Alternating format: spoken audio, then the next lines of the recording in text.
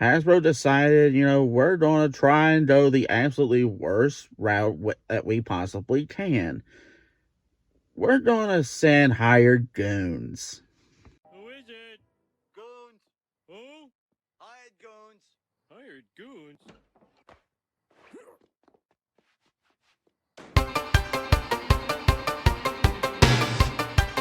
Hello everyone, I am Shane from Crystal Clear 101. Welcome back to the channel.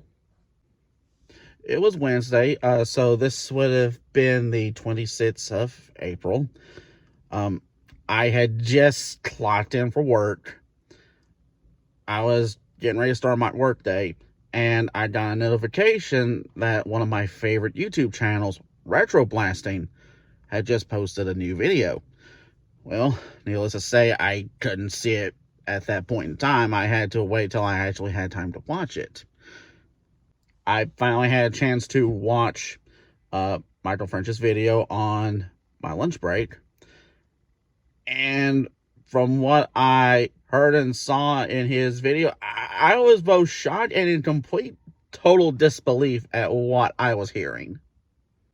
Hasbro, who owns Wizards of the Coast, apparently decided to send some private investigators from Pinkerton to a YouTuber's house because apparently he had gotten his hands on some Magic the Gathering cards that were not supposed to be released just yet. And here's the thing about that. These were not the cards that the guy had even ordered. I don't know which line from Magic the Gathering it was. I am no expert on Magic the Gathering, nor will I pretend that I am. All I know is it was something with Aftermath in the title. But he had received the cards from where he had placed the order.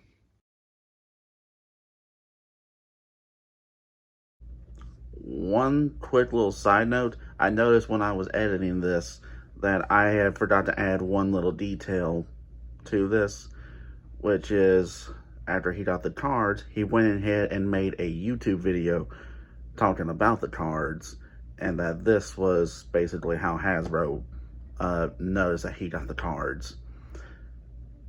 Sorry for the brief little interruption, but I figured I'd go ahead and add that before I went any further with this video. Thank you.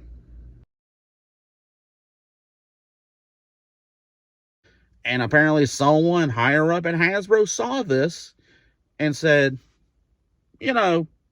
instead of seeing this as an accidental release, or essentially as free, unpaid advertising for Magic the Gathering, which could possibly generate interest from customers who were thinking about buying more cards from this line, we decided we are going to send private investigators to this guy's house and retrieve stolen property. This is bad comedy. Now, I should say that Michael from Retro Blasting goes into far more detail than I am about this. So if you would like more information about what Hasbro did, I will provide you all with a link to his original video in the description box below this video. Now, as far as my overall thoughts on this, I both find it shocking and appalling what Hasbro thought was a necessary decision to make.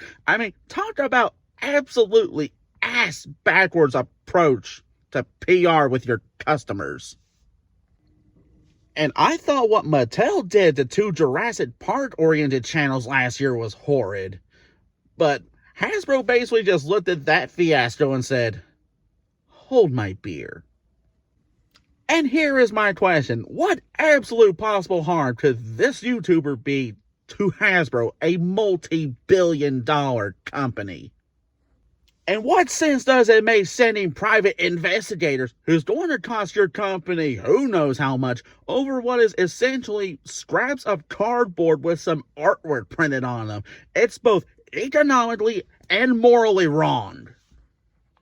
Not to mention, with all the other really bad decisions that Hasbro's been making the last few years, this is one thing that they absolutely did not need being on anyone's radars right now. From the fact that they have needlessly fired thousands of employees, to the constant price hikes. And let's not even begin to talk about their drop in quality control issues across their various product lines. Now, when Mattel did their little stunt last year with Colette Jurassic and Andy's Dino reviews, simply because they inadvertently got some Jurassic World Dominion toys before Street Date, I personally said on social media that I would not review any more of Mattel's products, simply based on principle for how they acted.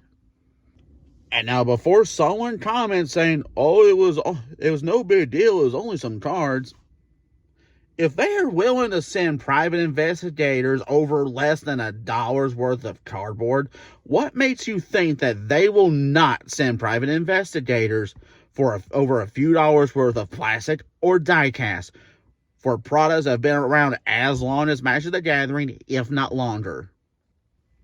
It's very clear that Hasbro doesn't give two flying shits about their customers, especially since they're willing to pull a stunt like this. They not only think very low of us, but Hasbro has taken us, their customers, for granted. Now, there's really only a couple of lines from Hasbro that I honestly truly even collected. Those were Transformers and G.I. Joe Classified series. Now, I have made the decision that once I get the characters I consider essential for Generation 1 Transformers, especially characters I consider essential for G.I. Joe Classified series, Hasbro, financially speaking, as far as I am personally concerned, we are getting the divorce. Because if that is how you're going to treat your customers, I am out. And frankly, your customers shouldn't have to be worrying about anything like that whatsoever. Sorry if it sounds like I am ranting about this, but something like this does need to get extra attention, because we need to make sure we don't let Hasbro forget about it, that we know about it, that we make sure we don't let them forget about it, because they need to treat their customers better. They need to have a lot more respect for their customers than they have demonstrated. Now, if you have stayed with me to this point, I highly appreciate it. I thank you for staying with me. I don't know. I mean, what else I can really say at this point? Thank you for watching my video. Be sure to like, comment, subscribe if you want, and I will see you in the next video. You have a good day.